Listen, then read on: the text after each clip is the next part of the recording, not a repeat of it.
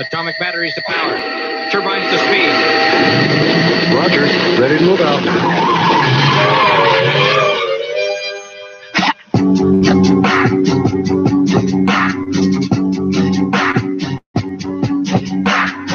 These niggas thinking they crazy out here. Hey, good evening and welcome to iHeart Intellectual Radio, the Chronicles of Rohn. I'm your man, Alan J. Campbell, your host sitting in tonight. Hey, listen, we were out a couple of weeks and then we had this crazy weather. It snowed, then it cooled off, then it snowed again, and then it just got worse and worse. But anyway, I'm gonna jump on something really relatively quickly.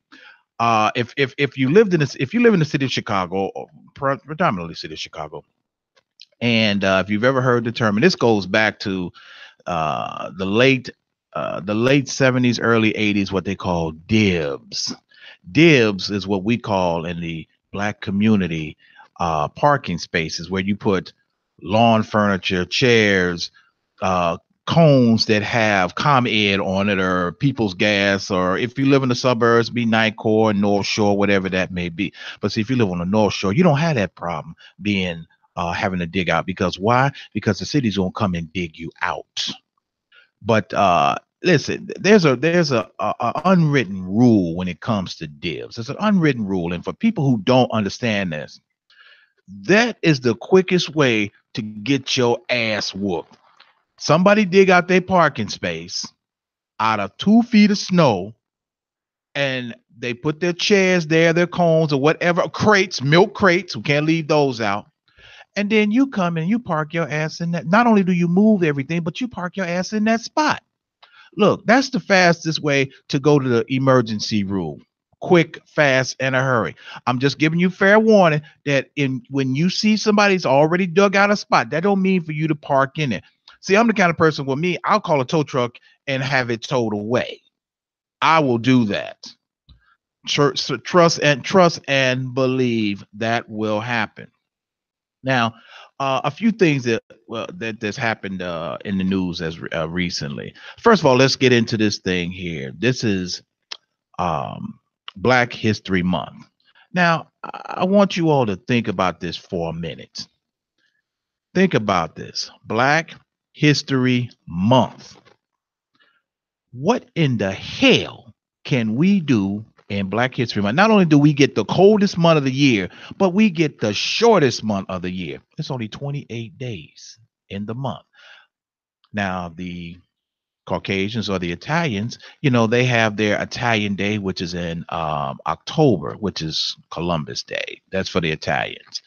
The Hispanics, guess what they get? They have Cinco de Mayo, which is in May 5th, which is the beginning of summer. That's real nice. That's lovely weather. Lovely weather.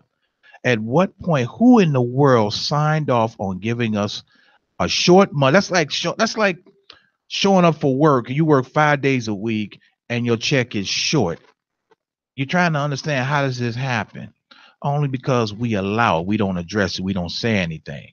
Simplicity. We don't say or do anything about that. And we're cool with that. But we're in Black History Month. And some of the ads that I've seen where we see some of these blacks, some of these Yaza bosses, some of these house Negroes, some of these circus clowns bowing and stepping and scraping in front of white people to campaign. Now, I'm gonna jump on this really quick, because I'm gonna just go right in. Some of my material, I'm gonna just exit that. Because right now I need people to really chime in on this stuff that I'm about to get into, because the lines are open right now. 708-223-8953. That's 708-223-8953. Okay, so get ready, because this is gonna be good. There's a particular ad right now that's being ran by Bruce Rauner, who is currently the governor, and it catches J.B. Pritzker and the former governor, now incarcerated Rod Blagojevich, having a conversation about the Senate seat Barack Obama was vacating, or actually they were divvying it up. And I know some of you all have seen these commercials, seen them. If you haven't, it's relatively easy. Go online, look it up. It's right there. It's relatively simple. Now, in one of the ads, in one of the ads, you hear J.B. Pritzker saying that, hey, this guy that he's referring to two black guys. One guy is the Secretary of State, who was Jesse White, and the other is at the time was the House Speaker. I'm not House Speaker, but another congressman who was by the name of Emo Jones. Now, in that you hear Pritzker making a comment saying, and I quote this, saying that Jesse White is the better candidate for us because he's the least offensive.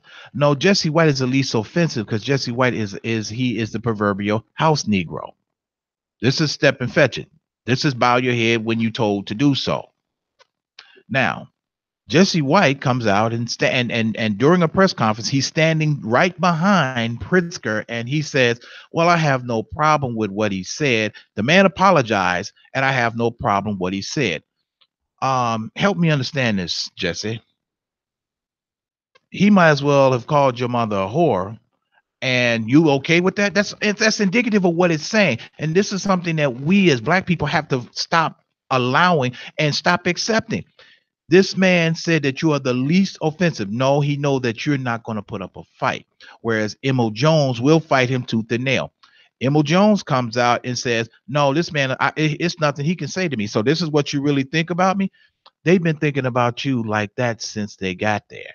It's the fact that we've just continued to keep our eyes closed on what these people are saying about us.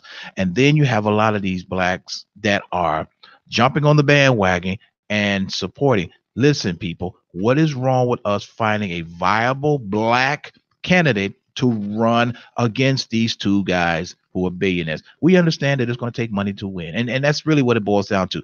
In order to win a campaign, it takes money to do that. A lot of them don't have the money, and a lot of them don't really want the job because we have been we've been disenfranchised. Second, we have been taught to stand down and step aside. We have been culturally conditioned to believe that white America is the savior, is the save-all savior to our problems. Save all, save all. We have to change the mentality. I talk about this all the time. We have to change the mentality of what we're doing and how we're going about things. If we continue to allow people to say things to us or say things about us and not address them, it's going to continue. There was a congressman who said this, that said something about Barack Obama and Michelle on the House floor. Now, I'm going to just tell you, this is just me. This particular congressman made a comment and stated, he said this to other Congress members, that Michelle is just too masculine. She's just too masculine to be a woman. She has just too manly features. Now, help me understand something. Now, this was brought to Barack's attention.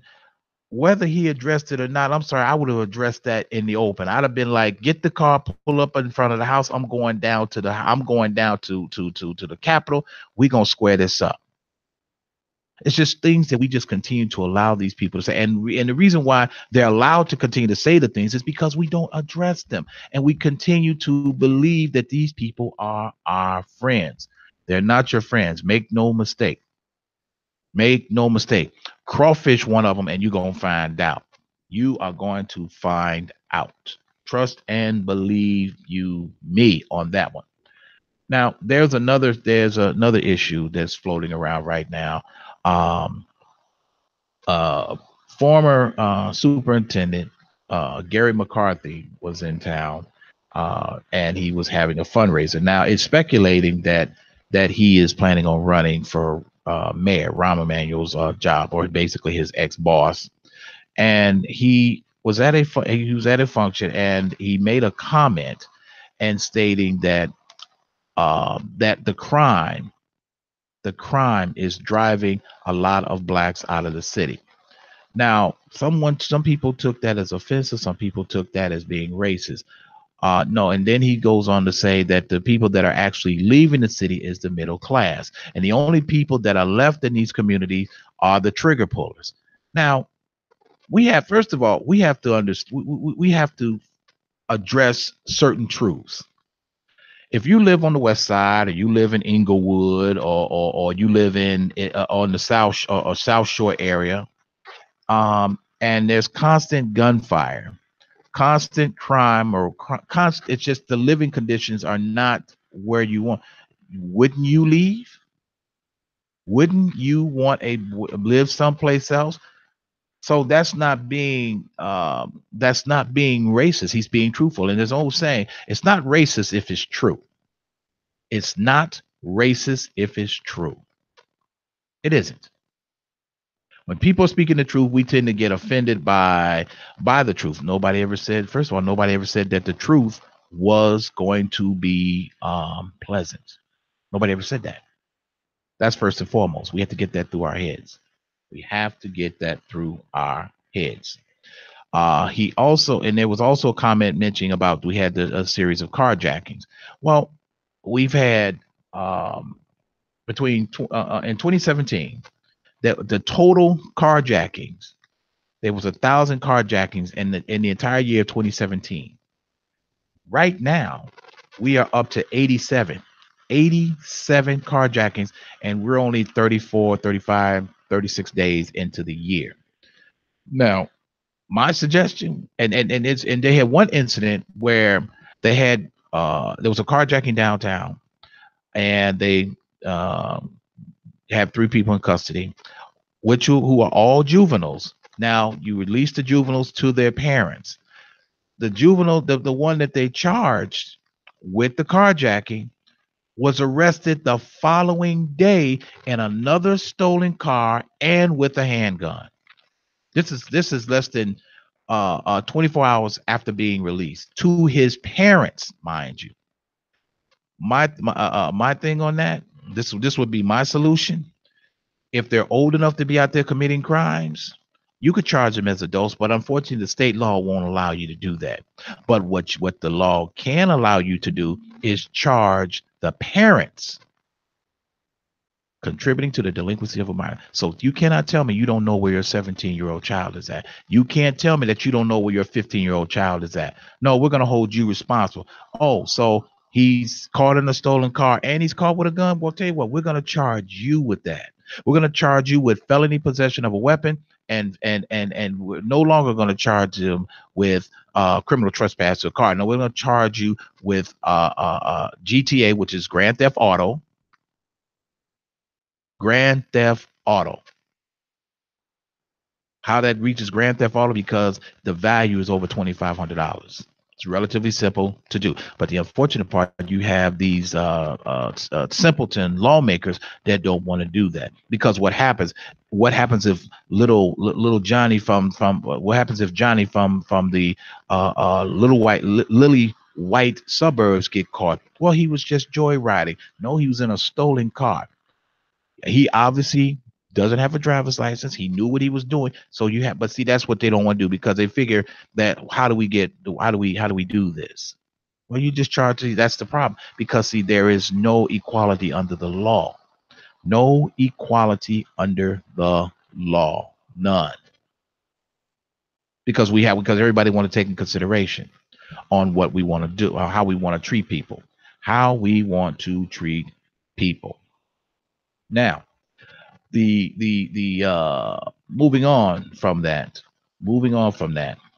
about 2 weeks ago, there was the State of the Union address by the president. And what was most disturbing was that the Black Caucus, while the president was talking, now make no mistake, we know that there are a lot of people out there that do not care for the president's policies or his executive orders or various other things. We totally understand that. But there's also a level of respect that people should be given, regardless of what you may think. And at the same time, the fact of the matter that this man is making strides. He's trying to put things in perspective. The first thing that I hear when I have the conversation about this is that, oh, the man is a racist. I say, well, here's the thing. Find me the soundbite where he said something racist. Find me the soundbite. People may say, well, the soundbite that he said when he referred to certain countries as as holes.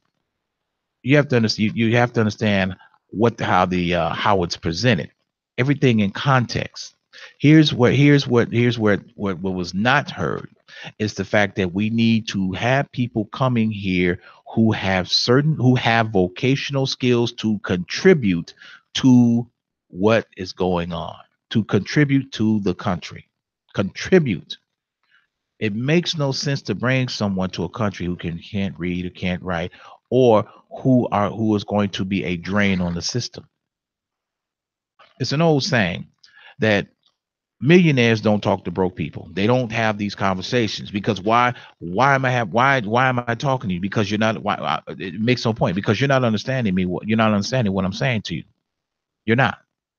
So when we're talking about bringing people here, and the fact that he went into that conversation about uh, people that are here, immigration, illegal and illegal aliens or illegal immigrants, I should say, illegal immigrants.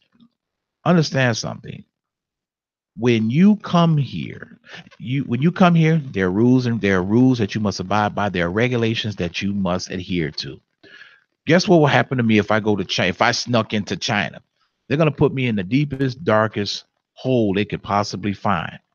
The same thing with Mexico, the same thing with Jamaica, the same thing with Japan, the same thing in any country. We have the softest rules and regulations for any country on the face of the earth. On the face of the earth, the softest. But in turn, we talk about we want levels of equality, we want people to be equal. Well, here's the problem. We've been here for 400 years, and I know people say, oh, get off the 400 years. No, we won't get off 400 years because the same thing when you have the immigrants that migrated here from Ireland and London and other places abound. Nobody's telling them to get off of it, but why are you telling us to let it go? We can't let it go because we're constantly being disenfranchised. We're still not even considered citizens. We're not considered citizens. Now, one of the funny things about the political world is about Congress is that you have the House of Representatives and you have the Senate. The House of Representatives is like in corporate America, the mailroom. Now, if anyone's ever worked at an office downtown Chicago and you worked in the mailroom, there's really no advancement there. You just sit there and you see everything that comes through. There's no advancement. And when you continuously work in that type of environment, um, you become like a daisy. You have no aspirations on the direction that you want to go. And so everything that comes through there, it becomes stagnated. Now, the funny thing about what we have right now in Congress, and this is the 114th sitting Congress right now, in both legislative branches, the Senate and the House, there are only 48 blacks total. That's a total. There are 46 in the House of Representatives, which are congressmen, and then there are only 2 black senators. Help me understand that. Help me understand that. And This and the most prominent ones who've been in Congress almost forever and a day. And I'm just gonna go through a list of names, a relative list of names from California. California has three of them, three representatives. But this is basically the mailroom. The House of Representatives is mailroom. The mailroom. The mailroom. You haven't heard a senator from California. You haven't heard that. Not from blacks. But you have Barbara Lee, Maxine James Brown Waters, and Karen Bass. All three. What are you doing? Some of you and Maxine Waters has been in Congress for almost 20 years. What have you done differently? What have you done differently? Let's skip down to a few others. There's Corrine Brown, Alcee Hastings of Florida. Then we go to Georgia. We got Sanford Bishop, John. I got hit in the head. Brick Lewis, who is an absolute circus clown. Now, this is a guy who marched with Martin Luther King for crossing Edmund Pettus Bridge in Selma. And that's the same day somebody knocked him in the head. And apparently he lost all his good sense because he's been in Congress ever since. But this is a guy that people want to continue to uphold and say he's a good guy. No, he's in the mail room. The mail room. He's in the mail room of the legislative branch. You can't get anything done. Let's move over now. Let's come to our state, Illinois. You got Danny, somebody clip those eyebrows, Davis, and Bobby Rush. Bobby Rush has been in in Washington. He's been in Washington practically when I was he was in Washington when I was a teenager. When I was a teenager. Bobby Rush. And the same thing with Danny Davis. These are two guys. These are two black guys who what are you guys doing? What are you helping? How are you helping move blacks along in society? How are you helping that? Let's move over to Michigan, our sister state. John Conyers, who just recently who stepped down amid allegations of sexual harassment.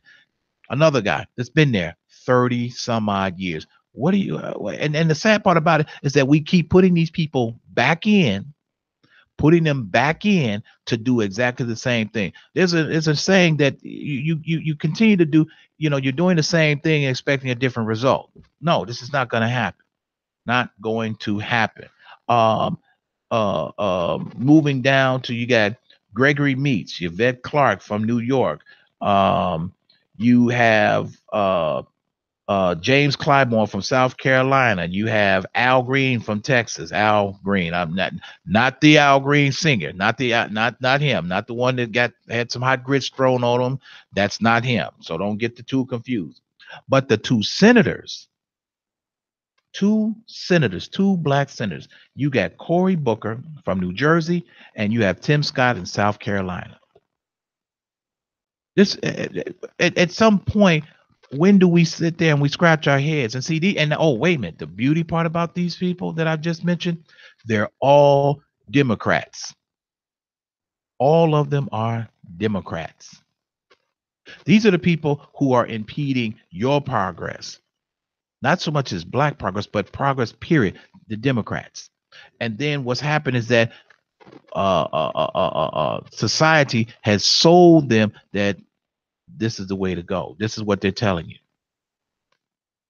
Wake up, people. Wake up. Wake up. When do we change the way we think? When do we change to say enough is enough? Because see, understand something now, because I'm finna turn, this is about to turn the corner right now. These are any of these senators or representatives who are black and who are Democrat, are any of them fighting for you or bringing to the floor legislation about equality under the law and about equality as a citizen and making sure that blacks are treated as citizens across the board? Not one single solitary person, not one of these 48. Not one. because some of us have children who are going to continue to go out into this world. And the whole idea is that we're supposed to make the world a better place. You're supposed to make the world a better place. Leave the world in a better position in which you found it. Not any of these people are helping us. Not a single one. But I guarantee you, most of you are going to run to the polls and you're going to pull that lever or punch that ticket and says Democrat. Wake up. You got to understand, a Democrat is the symbol for the Democrat is a jackass. This is an animal that you have to beat into submission, and you have to lead you, and you put something in front of it to lead it, to get it to where it goes. Okay. Think about that, and think about your mentality, a way of thinking and saying, believing this. When you look at these campaign ads and you see a lot of white candidates and a lot of blacks hanging around them, because once again, this is them leading us instead of us being leaders ourselves. Lead in front. I had a man tell me, and I asked him, I said, how do you get up every day and go to work and knowing that your family is knowing that you're struggling as a head of household, and at your job there's positions that open such as a foreman, a supervisor, a manager. And I asked him, and he had been on this job for 33 years. 33 years. So he stayed at the same position. When he left the job, he was at the same position as when he started. 33 years. Now, you want to talk about the definition of insane? That's right there, insane. And I asked him, I said, you had a family. How many members of your family? Well, it was me, my wife, and, we had 10 kids. I said, wow, that must have been a struggle. Yeah, it was a struggle. Every year I went broke to put them through public school. Say, wait a minute, but you say every year you went broke. Yeah, I would go to the credit union and, I'd pull money out of there, but every year I was broke. I said, but at what point did you realize that maybe you needed to do something different? Maybe find a better job, maybe elevate yourself, maybe get out of the mail room and maybe working somewhere up on the 5th floor or the 18th floor where people are wearing suits and ties. And I'm saying this, I'm saying this rhetorically. And I said this to him, and his response was to me, no. I asked him, did you not want to be a supervisor or lead or be a leader, lead men and women to inspire to do something different? His response to me was, no, I didn't want the responsibility of leading people. I said, wow. This was a black man that said this. I said, wow, you didn't want. I said, but the fact that you had a wife and children, 10 children don't matter, but you complained about going broke every year, putting them through school. Help me. Once again, that's the mentality that we continue to have by not trying to elevate ourselves and move beyond and be leaders ourselves. Because understand something, and just before coming in, I heard a brief conversation. The idea is that we have to start telling our own stories. We have to stop letting people tell our story because they're not us. They can never be us. They can't be us. They'll never be us. Then we have to tell our own story. Tell our own story. But we're going to take us a break here, right here, the Chronicles of Rohn at this time. Hey, if you got a comment or a suggestion for a show, give us a call here at the station and leave it on our voicemail at 872-267-1381. Nubian Beauty of Hair. Check out their website at luxuryhairdirect.com/buy/Nubian4. Hey, give us a call here to join in on this topic, because I got another topic that's coming up right after this at the studio at 708-223-8953 here on the Chronicles of Rohn. I feel like a superhero up in there.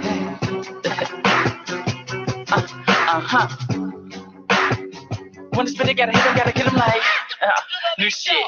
They call me Batman, cause the black mask is on my face. Gun up on my waist, booted and suited in them black capes. I'm looking for some hood rats that I take to the back cave. Y'all lame like blank man, while I'm steady serving them like pistol on my utility belt. Like, yeah, I keep my identity to myself. Like, you don't want me to grab that thing from the shelf. Like, I call them Robin, cause that's my only help, right? Okay. Girls hit my bat signal when they know that I'm coming. I say I ain't here for nothing, now give me that cat woman. As soon as we started stomach pumping, somebody had started thumping. She jumped up and caught her breath like, did you hear something? As soon as I get near to y'all, you want me to get into y'all. I ain't trying to tease, don't play with your mind like the Riddler. Girl, I'm really feeling ya, but you're acting two-faced. Her body smell fresh, but her breath needs some toothpaste. Nah, I ain't even go play with her, I'm giving it to her all the way straight. Wait, she said quit playing. What you think I'm a joker? By the morning freaking, by the end of the night it's over. This girl will poison ivy, but I'ma have to give her a chance. Cause this a one night stand, but I'm all having a plan. Hey, and we're back here on iHeart Intellectual Radio, the Chronicles of Rohn. I am your host, Alan J. Campbell. We're getting into a couple of things right now, and we're going to pick up where we left off. The next thing I'm going to get into, and this goes back to our congressional members, our 48 black congressional members, 46 in the House, 2 in the Senate. Do the math. During the president's State of the Union a week ago, he touched on a couple of things that we have to really look closely at, and one of them was the fact that he mentioned that black unemployment is at a year low, is at a really all-time low, and he mentioned that it was at 46%. Well, you have to realize that when you're talking about unemployment, Mr. President, you have to realize that those are numbers that are given to you. See, the actual numbers are not tallied because we have to consider that people whose unemployment has run out, who have stopped looking. Those are the two things. Those are the numbers that nobody's really looking at. So it's good that people are working, but we have to make sure that those numbers are accurate. We have to add those things in. And see, when you're dealing with unemployment and you're collecting, you're still being counted. When you collect an unemployment check, that's being counted. When you are doing your certification or you're saying that you're looking for a job, that's being counted. But when you no longer look, or that unemployment money runs out, those numbers kind of fluctuate. Now, I want to get into this thing about the current immigration situation, or the DACA. Now, just as I found my notes, unemployment claims have hit a 45-year low for African Americans, that stands at the lowest rate ever recorded. Lowest rates that ever recorded. Hispanic Americans unemployment has also reached its lowest level of history. Now, I'm gonna piggyback off of that part where the Hispanic Americans. Now, let's get it clear. Let me. I don't want anyone to be offended or upset or whatever the case may be, because that's how I get out on my show. I'm unfiltered. I'm gonna be coming at you raw, but I'm gonna have the facts for you. I'm not just pulling something out of the air, or blowing smoke up your behind and telling you you're on fire. No, I don't do that. But we have to look at the fact of the matter that when we are referring to the Hispanic community, majority of them that are here are undocumented. Here it is that I was born and raised in America, in this country. I'm documented. The only thing that people know, the only way that you know that I'm alive is through my social security number and my birth certificate. So none of us are hard to find. And that's how you're documented. That's how you are tracked. Now, right now there's a real heated argument going on up on the hill about immigration, because the fact of the matter is that the Democrats are trying to worm their way into giving people basically free cheese. Here's what it is that they're trying to do. The situation with the immigration is that they want to reward people for breaking the law. Reward people for breaking the law. So that means that however you got over here, whether you walked across, swam across in in a tube, or you got shot across in a slingshot, dropped out of the sky, you didn't do it the proper way. It's like going to work, and it's like wanting a check and not going to work. It doesn't work that way. But not to mention, and a lot of these congressional members, and I'm talking as well as the House of Representatives, the representatives, and the Senate. A lot of them hire undocumented workers, which is why some of them are fighting to keep this certain things going, such as this DACA. Make no mistake. Don't make no mistake. DACA is going to go out. DACA's going is gone. That's going by way of the Dobelberg. Not only is it gone, but when your beloved asshat Barack Obama made that said that I'm going to give people, basically what he did was he was giving people amnesty. He didn't have he didn't have the authority to do that. He broke the law. DACA is not even written in law. It's not even written. So it's not hard to kind of throw this away because it's not written. So now what the Democrats are trying to do, and at the same time, they're trying to jam up black people at the in the process. And I'm gonna show you, and I'm gonna tell you why. I'm gonna tell you how. Here it is that they're trying to save 1.8 million undocumented people. When we as blacks, as blacks, we are disenfranchised, and it's not one single person trying to save us, trying to help us, trying to give us vocational skills to where we can go out and and be viable in the workforce. Viable. Now, this is one of the four in his address. One of the things that Trump mentioned about how to go about to fix this immigration system, but see, once again, nobody's talking about how to fix our system as black people. Fix our system, because you've done enough by raping and pillaging our minds, our women, our schools, our children. You've done all of this. Done all of this. I'm just going to pull a few things out on what he was referencing to. So Trump he went on to say that he wants basically four pillars concerning immigration. And the first pillar of the framework offers citizenship for 1.8 million of illegal immigrants who were brought to this country by their parents at a young age. That covers almost three times more than the previous administration. Under the plan, this is what he wants these undocumented workers to do. And I have no problem with that, because you're telling me the same thing. If I want that high paying job, this is what I have to do. Meet education and work requirements and show good moral character. What's the problem? Because if you're asking me to display this has to apply for everybody. This is called, once again, equality under the law. Now, all he's saying is that he wants immigration. He wants immigration. He wants immigrants to what? Meet the requirements of education and work requirements and show good moral character. We're able to become full citizens of the United States. Good moral character means that you can't get caught. You can't get caught selling drugs. Now, let's go back for one moment.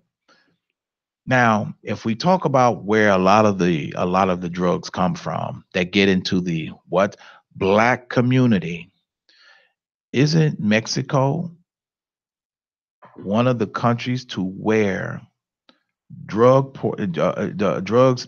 being imported into this country.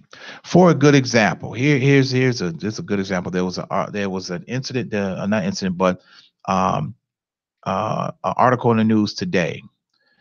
Um, Ex Major League pitcher Esteban Loaiza, who retired in '08, and he played for a number of teams, 4 teams to be exact, Oakland and the Chicago White Sox. Now, the funny part about it, this guy was my favorite pitcher. Favorite pitcher. This guy had some mean stuff. I mean, mean, just awesome stuff. But here it is that this guy gets caught coming back into the United States, gets caught in San Diego, coming into the United States with 20 kilos of cocaine and heroin. That's 44 pounds of dope. So obviously, he's not being racist. He's telling the truth. Do you see any black people getting caught crossing the Mexican border with dope? No, we get caught on the backside. How many do you see who are getting caught with on the side of the road when they open up these trailers with false bottoms and they're finding dope? This goes back to the part of moral character to become full citizens, full citizens. The second pillar means basically he wants that wall. He wants the wall. Now he's arguing with Congress, and see, here's the hook. Trump has asked for $20 billion to build this wall.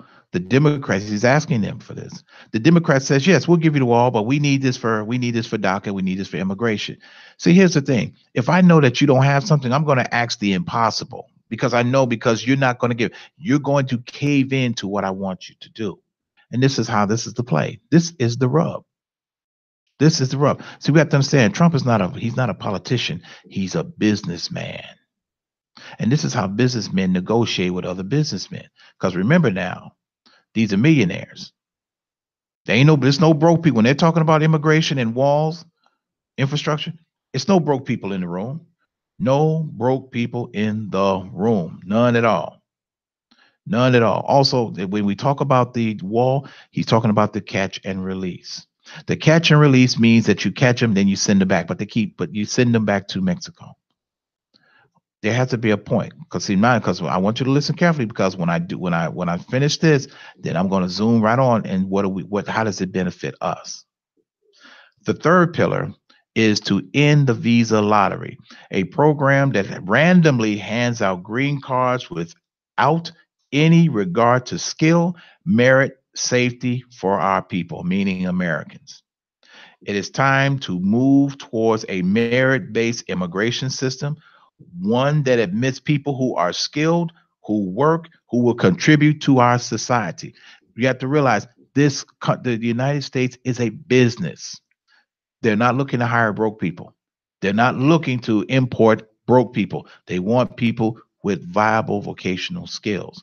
Now I'm gonna pause there on this one for a minute. This goes on to what I was saying about our black congressional leaders, our black representatives, and our two token blacks in the Senate. Token blacks, Tony Scott and Cory Booker. Token blacks. They said, well, we got to have a few in here because we got to complete this rainbow. Two. See, because when you're in the mailroom, like the other 46, I don't have to do any work, and there is no level of responsibility that I have to carry. I don't have to go back to my constituents and say, I couldn't get it done. But you're not helping us get anything done by allowing this situation to grow and get to a point. What happened when the president was speaking? Members of the Black Caucus were sitting there playing on their Blackberries or playing on their government issued taxpayer funded Blackberries, playing Candy Crush. So you can imagine when you have a situation or you have something that you want them to do or trying to get some type of piece of legislation that you want to introduce. Well, this is what they remember now. This is the mailroom. We don't have to do too much of everything but sort the mail and send it upstairs and let somebody else figure it out. We don't have to do that. We don't have to do that. But neither one of these, not the Danny Davises, not the John Lewises, the Maxine Waters, the Bobby Rushes, none of them are speaking up for blacks equality, making sure that we are treated, there's full equality under the law, that we are treated as citizens, that we are recognized as citizens. Here it is that here it is that immigrants can come here and get resources, or no, let me rephrase that, are given resources that should go to me, you, your children, people who are already here, who are citizens. But that's just letting you know that we're still not considered citizens. We're not. An immigrant is considered more of a citizen than what they call a native born. But if we really want to talk about that, let's talk about the Native Americans, how they have been pushed aside. But see, the Native Americans figured the game. They figured it out relatively simply. They figured the game out. When the United States gave the Indians or the Native Americans, when they gave them land, they called it the reservation. The Indians then say, okay, this is land that we can't take away from you. Nobody can take from you. So what the Native Americans did is that, okay, since this is a reservation, an Indian reservation is a sovereign nation. It is not subject to the rules and guidelines and the Constitution of the United States because it's a sovereign nation of its own. It has its own constitution. It has its own government. It has its own police force. You can't even go on that land to obtain someone without a federal warrant and a federal warrant of writ. You can't even do that. But the funny part, and literally they're laughing all the way to the banks. If you think about the casinos are on Indian reservations. They're on reservations. They own that. So that means that they have the money. That means they don't pay any taxes. That money continues to circulate throughout their land. Circulate. So when you hear these countries, the casinos like Potawatomi, oh yeah, because it belongs to the Native Americans, because they figured it out. Well, since you stole everything from us, we're going to take this and we're going to keep it. This is the thinking of a people this is people that are thinking about the survival of their race. Thinking about the survival of their race. We're not doing that. We're not doing that. Now, going to the fourth pillar of what he was referring to about immigration.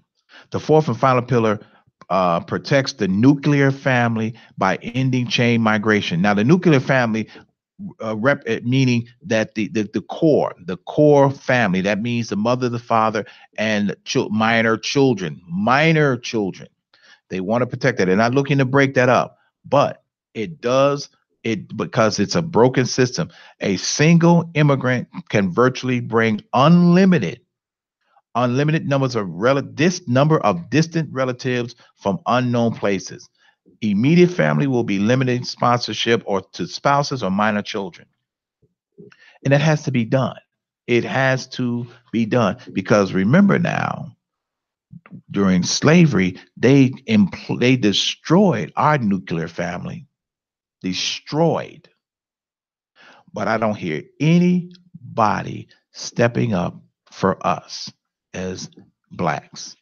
Not one single person in Congress, the Senate, or the House that are bringing any type of House bill or resolution to say we need to focus on the black community because they are a vital part, and it's a little small part, and this little small part too. See, we have to understand something too, is that blacks are a vital part of the Democrat of the voting process, because white people can't get in if they don't have our votes, and they use that as leverage, as a tool to keep us in line. I'm just giving y'all something to think about. When you go to the polls, when you to do your research on some of these people, look at their money, look at the finance, look at all who's standing behind them, and think about what, as Janet Jackson would say, what have you done for me lately? What have you done for me lately? But y'all, that's my time here on the Chronicles of Ron. I hope you all enjoyed that. To my sponsor, I want to say appreciate y'all. Um, Nubian Beauty of Hair. Check out their website. Check out their website at luxuryhairdirect.com/ by Nubians 4 . And in closing, the Batman, not my monkey, not my circus. Here in the Chronicles of Ron. Good night. Net bounce. Y'all gotta pardon me tonight. I feel like a superhero up in here. Uh-huh. Wanna spit together?